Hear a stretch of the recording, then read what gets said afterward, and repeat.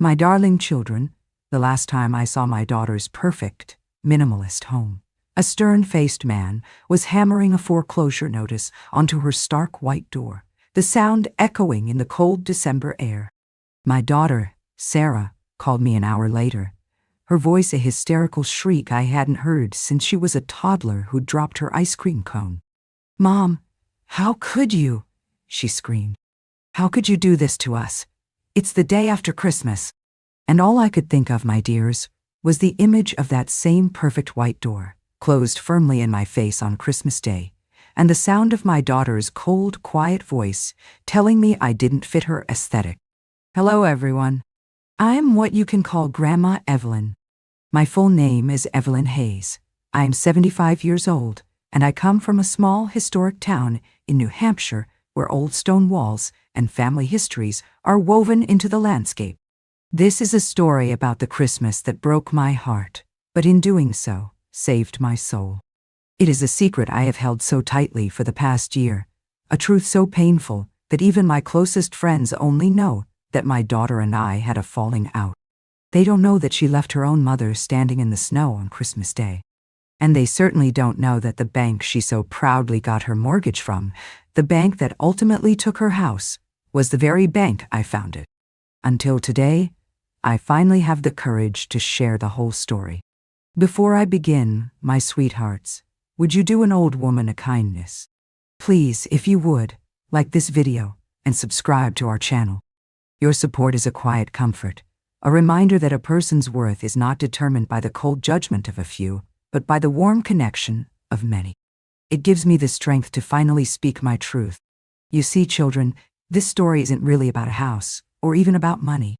It's about values. It's about what happens when a family forgets that love is not a design choice, and a mother is not a piece of antique furniture you can put in storage when she no longer matches the decor. My late husband, David, God rest his soul, and I started the Patriot Community Bank 40 years ago. He was the numbers man, the brilliant financial mind. I was the heart. I was the one who built the relationships, who sat with young families and helped them map out a future, who believed that a bank's greatest asset was the trust of its community. We built our lives and our bank on principles of loyalty, integrity, and family. I never, in my wildest nightmares, imagined that the institution I created to help families build their dreams would one day be the instrument I had to use to dismantle the false dream my own daughter was living. To understand the chill of that Christmas, you must first feel the warmth of all the Christmases that came before. It all started so beautifully, as these heartbreaks often do. My Sarah was my world. From the moment I first held her, she was a joy. She grew up in a home filled not with style, but with love. Our house was a rambling old colonial, filled with comfortable chintz armchairs, handmade quilts I'd sewn myself, and generations of family photos cluttering every surface. It wasn't minimalist. It was maximalist with memories. Christmases were a riot of color and scent. The aroma of pine from a real, ridiculously oversized tree, the smell of my famous cinnamon rolls baking in the oven, and the sound of Bing Crosby on the record player. It was warm. It was cluttered. It was happy. Sarah loved it. She was an artistic child, always drawing, painting, and creating. She would spend hours making handmade ornaments for our tree, little misshapen clay angels and glitter-covered stars that I treasured more than any store-bought decoration. She was a kind, loving daughter who would sit with me for hours, listening to my stories. She seemed to cherish our family's history. Then, she went away to a prestigious design school in New York, and she began to change. When she came home for holidays, our loving, cluttered home was suddenly seen through a new, critical lens. "Oh, Mom," she'd say with a little laugh, "this house is so quaint." She met a man there, Mark, an architect who shared her new, sophisticated tastes. He was a nice enough young man, quiet and clearly devoted to Sarah, but he seemed to follow her lead in all things. When they decided to move back to our town to start a family, I was overjoyed. I thought my daughter was coming home, but she brought the cold, minimalist aesthetic of the city with her. They didn't want a rambling old colonial. They wanted to build a house, a modern statement piece, as Sarah called it. Of course, a young artist and a junior architect couldn't afford such a thing. That's where I and the bank came in. I sat them down in my living room, the same room where Sarah had taken her first steps. I want to help you, I told them. Let the Patriot Bank handle your mortgage. We'll give you the best possible rate. It will be my wedding gift to you. Tears filled Sarah's eyes. She hugged me tightly. Oh, Mom, thank you, she said. You're giving us our dream. And for a time, it felt like I was. I co-signed the loan, using my own considerable assets as collateral, ensuring they got a mortgage far larger than they could have qualified for on their own. I watched them build their house. It was a stunning piece of architecture, all clean lines, glass walls, and stark white interiors. It was beautiful, like a sculpture, but it was also cold. The birth of my grandson, Leo, should have warmed it up, and for a little while, it did. The early days were filled with joy. I would come over, and the house would be softened by the happy clutter of a baby, a bouncy seat in the corner, a colorful playmat on the floor. The aroma of baby formula would briefly overpower the scent of expensive, unscented candles. I would sit on their sleek, uncomfortable white sofa, holding my grandson, and tell Sarah stories about when she was a baby in our warm, messy house. Remember how you used to love finger painting in the kitchen, darling? You would get paint absolutely everywhere. She would smile, but it was a tight, strained smile. Let's hope Leo is a little tidier, Mom, she would say. That was the beginning. The golden days were short-lived, quickly giving way to a new, rigid order. The playmat was to be put away the moment Leo was done with it. The toys were kept in stark, minimalist wooden boxes. The family photos I brought as a gift were never framed. They disappeared into a closet. The handmade quilt I had sewn for Leo's crib was replaced by a plain gray blanket. It's a beautiful thought, Mom, Sarah said gently, but it doesn't really go with the room. I felt a pang of hurt, but I brushed it aside. A quilt is just a quilt, I told myself. What matters is that my daughter is happy. What matters is my grandson. I love them so much, you see. I was so proud of the beautiful life they were building, even if it wasn't a life I understood. I thought their happiness was my happiness. I didn't realize, until it was far too late, that their definition of a beautiful life had no room in it for a messy, old-fashioned, sentimental mother who didn't match the decor. My dears, the feeling of not quite fitting in began as a small, quiet discomfort, a pebble in my shoe. But, little by little, that pebble grew into a sharp stone, and then a jagged rock, until walking into my own daughter's house became a painful ordeal. At first, it was just her gentle corrections. It started with my gifts. I have always been a giver. It's my love language. For Leo's first birthday, I spent a week searching for a beautiful hand-carved wooden rocking horse, the kind of timeless toy a child could pass down for generations. I presented it to him, my heart full. Leo's eyes lit up, but Sarah's smile was tight. "Oh, Mom," she said, her voice a careful, diplomatic purr.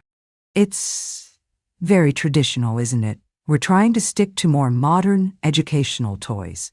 You know, from that Scandinavian brand I love." The beautiful rocking horse, which had cost a small fortune, was whisked away into a closet before Leo could even touch it. It was never seen again. After that, I learned to bring only gifts from a pre-approved list she would email me before birthdays and holidays.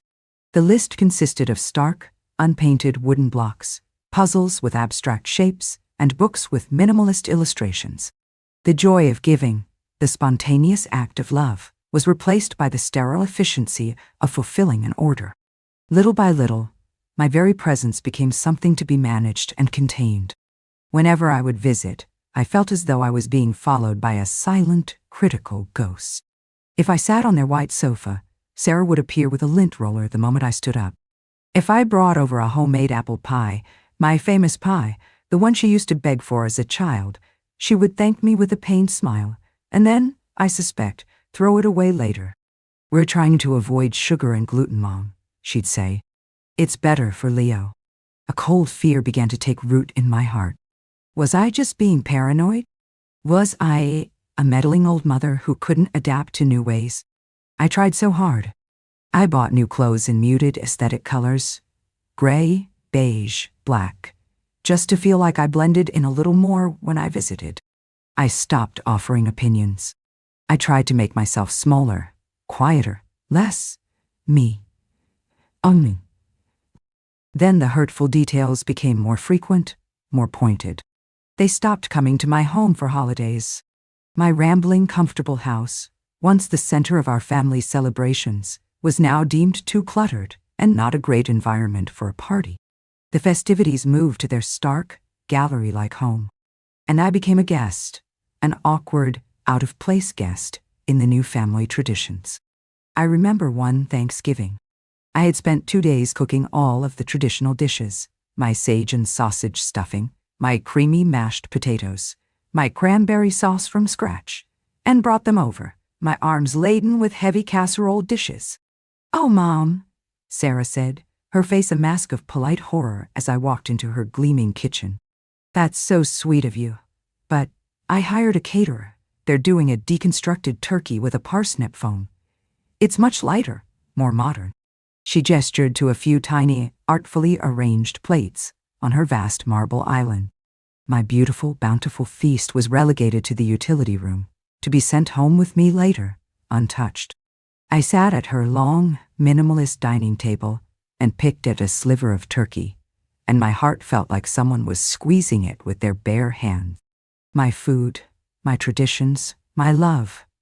It was all too messy for her new life. I looked to her husband, Mark.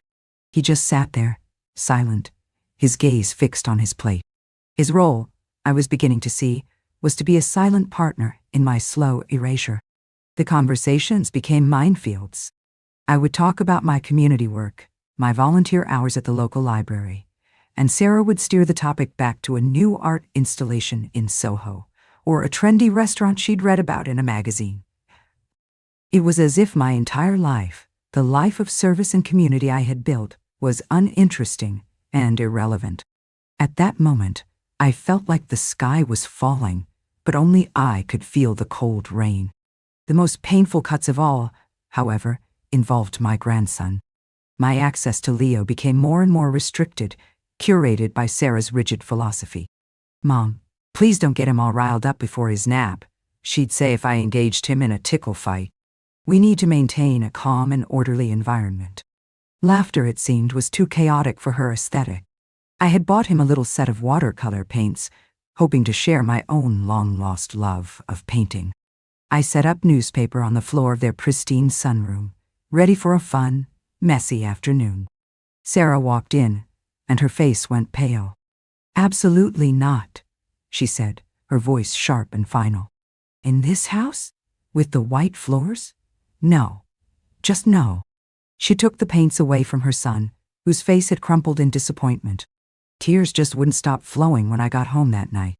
I remembered the joy, the mess, the beautiful chaos of raising my own daughter. We had painted. We had made mud pies. We had lived.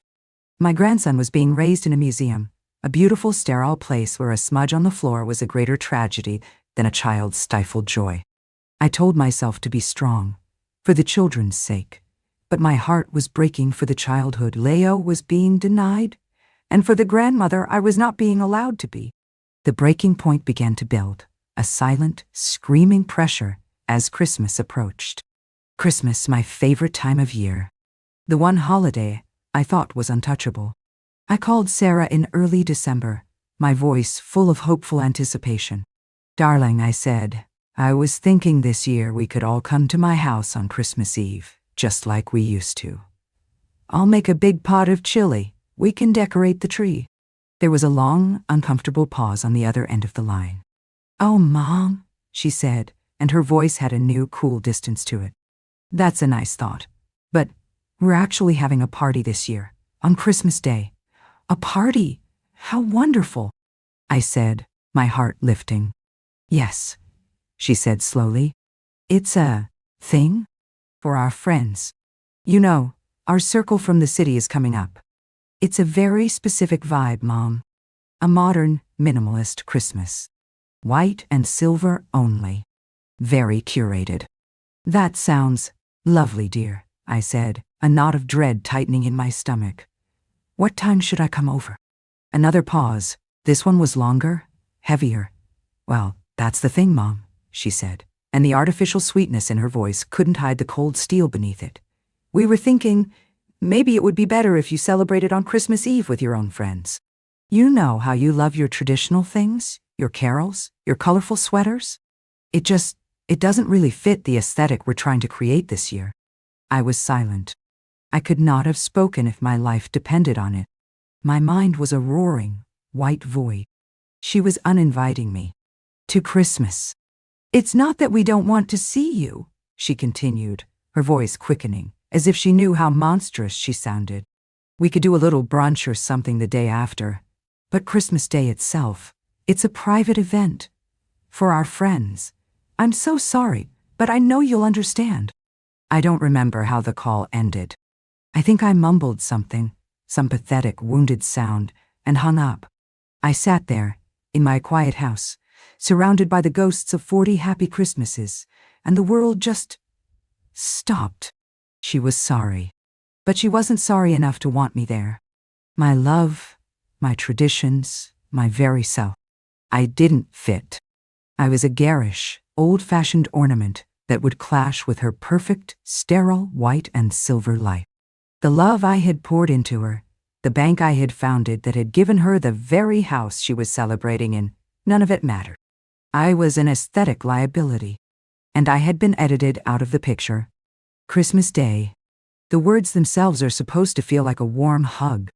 But for me, that day was the coldest, quietest day of my life. The final straw had already been delivered over the phone, but the reality of it, the sheer empty silence of that day, was the breaking point. While my daughter and her sophisticated friends were clinking glasses in the beautiful house I had paid for, I was alone. I sat in my silent house, the phone never ringing, staring at the snow falling outside my window. I thought about driving over there. I pictured myself knocking on that stark white door, forcing a confrontation, making them look me in the eye as they turned me away. But what would have been the point? To endure more humiliation? To cry and plead on their perfectly heated concrete steps? No. The part of me that would have begged for their love was gone. It had died on the phone a week earlier. In that profound, echoing silence, something inside me broke. It was the last thread of hope that my daughter, the little girl who made me clay angels, was still in there somewhere. It was the last, foolish belief that my unconditional love would ever be enough for her. I knew, with a certainty that settled deep in my bones, that I couldn't go on like this anymore. I could not be a secret to be hidden away, a traditional relic to be ashamed of. And as I sat there, grieving for the daughter I had lost, another feeling began to surface. It wasn't loud. It wasn't vengeful. It was a cold, quiet anger, the kind that doesn't scream, but calculates. It was the anger of a banker who has seen a bad investment finally go sour. My husband, David, had a saying he used when dealing with bad loans at the bank. You don't get emotional, Evelyn. You just assess the asset and you mitigate your losses. My daughter and her husband, they were a bad loan. I invested everything, my love, my support, the very financial security my husband and I had built, into their lives. And the return on that investment was being left alone in the snow on Christmas Day. It was time to mitigate my losses. My awakening was not a scream. It was a quiet decision made in a lonely room. My counterattack would not be a scene. It would be a series of calm, professional phone calls. It would be a grandma-style counterattack, utilizing the very systems and connections I'd spent a lifetime building. I would not use force. I would use the elegant, unyielding power of the fine print. The day after Christmas, December 26th, I did not call my daughter. I did not text her. I got up, dressed in a smart business suit I hadn't worn in years, and drove to the headquarters of the Patriot Community Bank. The bank I had co-founded. The bank where my portrait still hung in the boardroom. From trembling hands that had once clutched a telephone receiver in shock, I now held a leather briefcase with firm determination. From swallowing my hurt and shame, I was now preparing to speak out, not with emotion, but with the full weight of my authority. I didn't need an appointment. The moment I walked in, the entire atmosphere of the bank shifted. The young tellers stared. The branch manager rushed out of his office, his face a mixture of shock and reverence. "Mrs. Hayes, what an honor. We weren't expecting you." "Good morning, Robert," I said, my voice steady and professional. "I need to speak with the head of our mortgage department and our chief legal counsel in the boardroom in 10 minutes. He just blinked and nodded, scurrying away to make the calls. 10 minutes later, I was seated at the head of the long, polished table in the boardroom, my own portrait smiling serenely down at me from the wall. Across from me sat a nervous-looking man named Mr. Peterson, the head of mortgages, and the bank's lead attorney, a sharp woman named Ms. Albright. I got straight to the point. "Good morning," I said, opening my briefcase and pulling out a single file. "I am here today not as a founder, but as the co-signer and primary guarantor of a specific mortgage loan. Account number 724441. The names on the loan are Sarah and Mark Peterson." Mr. Peterson paled slightly. He knew exactly who I was talking about. Everyone at the bank knew my daughter. "Yes, of course, Mrs. Hayes," he said. "A beautiful home. One of our landmark properties." "Indeed," I said, my voice cool. "And I have some serious concerns about the viability of this loan. It was approved, as you know, based almost entirely on my personal guarantee. My assets secured the loan, allowing the borrowers to obtain a mortgage far exceeding their own financial capacity." "That is correct, Ms. Albright," the lawyer confirmed. "Your guarantee was essential." "My guarantee," I continued, "was predicated on certain good faith assumptions about the borrower's character and their relationship to me, the guarantor. Recent events have called those assumptions into serious question. It has become clear that the borrowers are no longer acting in good faith. Therefore, I am exercising my right as the guarantor to withdraw my financial backing from this loan, effective immediately." The silence in the room was absolute. Mr. Peterson looked like he was going to be sick. Ms. Albright's eyes narrowed, processing the legal ramifications. "Mrs. Hayes," she said carefully, "withdrawing your guarantee is a very serious step. It would trigger an immediate review of the loan. Without your assets backing it, the borrower's debt-to-income ratio would be, well, it would be wildly out of compliance with the bank's lending standards." "I am aware of that," I said calmly. I was the one who helped write those standards. This was my deep knowledge of the system at work. I wasn't just a heartbroken mother. I was a founder who knew every clause, every bylaw, every loophole. My passive endurance was over. This was my active attack. "In fact," I continued, "I have also taken the liberty of reviewing their payment history. They have missed 2 payments over the last year, which they only rectified after the grace period had expired. They have also taken out a significant second mortgage on the property from another institution, a fact they did not disclose to us, which is a direct violation of Clause 7 of their Patriot Bank mortgage agreement." I had done my homework. The night before, after making my decision, I had used my old credentials to log into the bank's secure network from my home computer. I had seen everything.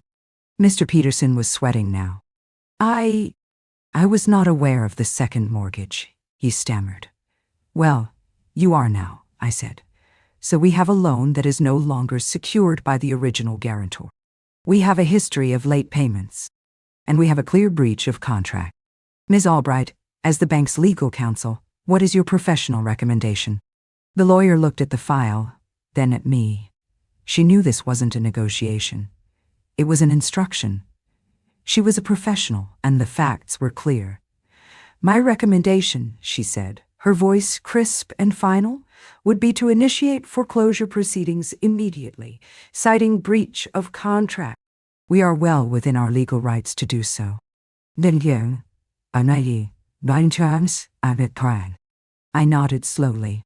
"Thank you for your professional assessment. Please proceed. I stood up, placed the file back in my briefcase, and looked at the two of them. This is a standard, albeit unfortunate, banking procedure. I expect it to be handled with the utmost professionalism. Thank you for your time. I walked out of the boardroom, leaving them in stunned silence. As I passed through the main hall of the bank, I felt a profound sense of release. It was not joy. It was not triumph. It was the grim, necessary, and liberating act of a woman reclaiming her life, her dignity, and her own financial security. The mother had been rejected. The banker was now in control. I had built that bank to help families build their dreams. But I had also built it to be a sound, secure institution, and I would not allow it to be weakened by the bad faith of my own child. The foreclosure notice would be posted later that day, and I knew my phone would ring soon after. The phone call came that afternoon, just as I knew it would. It was Sarah, and her voice was a sound I had never heard before.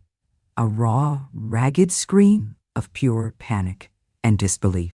"Mom, what have you done?" She shrieked into the phone. "There's a foreclosure notice on our door. The bank is taking our house. Mark is on the phone with the mortgage department, and they said you withdrew your guarantee. How could you? It's the day after Christmas." I let her hysteria wash over me. I did not get angry. I did not raise my voice. I simply waited until she paused to take a breath. "Yes, Sarah," I said, my voice as calm and quiet as the falling snow outside my window. "I did. The bank, my bank, made a business decision based on a high-risk, non-compliant loan. A decision I fully supported." "A business decision?" she cried, her voice incredulous. "I'm your daughter. This is our home. This is Leo's home. Is it, Sarah?" I asked softly. "A home is a place where you are loved, where you are wanted, where you are welcome. On Christmas Day, you made it very clear that your house was not my home. You made a design choice. I, in turn, have made a financial one." The clear outcome of her actions was now her reality. Without my financial backing, they had no leverage, no recourse. The foreclosure was swift and legally airtight. They were forced to sell the house, their modern statement piece, for a loss in a rushed bank sale. They lost their dream, and they lost the significant down payment I had gifted them, which was consumed by the outstanding mortgage. The antagonist, my daughter, was faced with the consequences of her own values. She had prioritized aesthetics over love, appearances over family.